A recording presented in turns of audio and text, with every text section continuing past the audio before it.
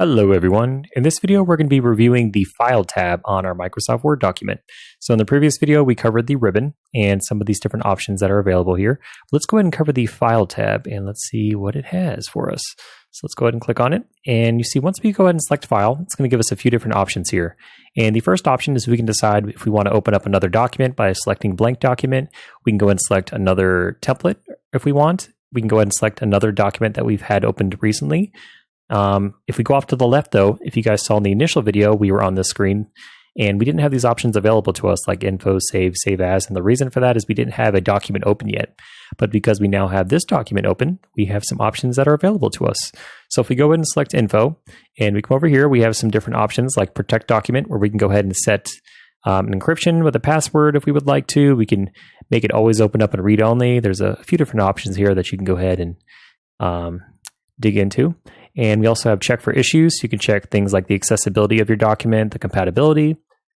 You come down to version history. If I was to select this, it would actually give us the ability to go ahead and select different versions of our document. So maybe you're collaborating on your document with multiple people and you want to be able to revert back to a previous version. If you were to select version history, you would be able to do that. You'd be able to restore back to a previous version.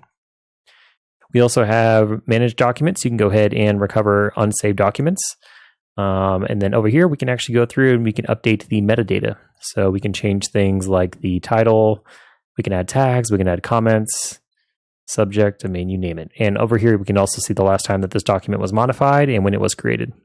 And also the folks that have access to it. So you can see that I'm an author, but if there's multiple authors, they'll be listed on here as well. And I can actually get a shortcut here to my file location if I would like to. Okay, next up we have save. So if we just want to go ahead and save our document, we can, just like we had on the top part up here in the quick access toolbar. We can either select this floppy disk or we hit Control S, or if over here on the File tab, we can go ahead and just select Save.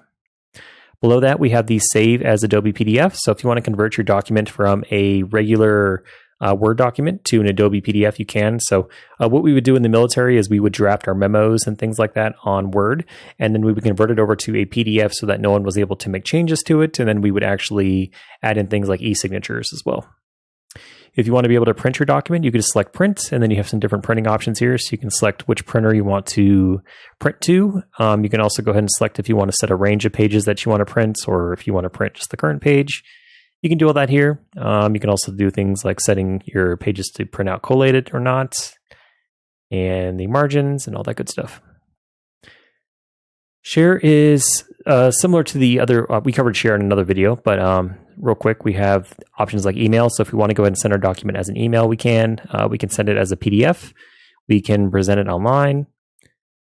And let's keep going. So we also have export. So we can do things on here like change the file type. So if we want to change it from a docx to a legacy file type like .doc, or we can even change it to like a .text or a rich text format, we can do that. And we can even send documents to our Kindle if we would like to. And then if we're all done with all of this, let's go back to the home.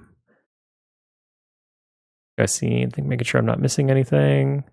Yeah, that pretty much covers it all. And then if you want to get back to your document, you just have to select this back arrow. And that is a quick overview of the File tab.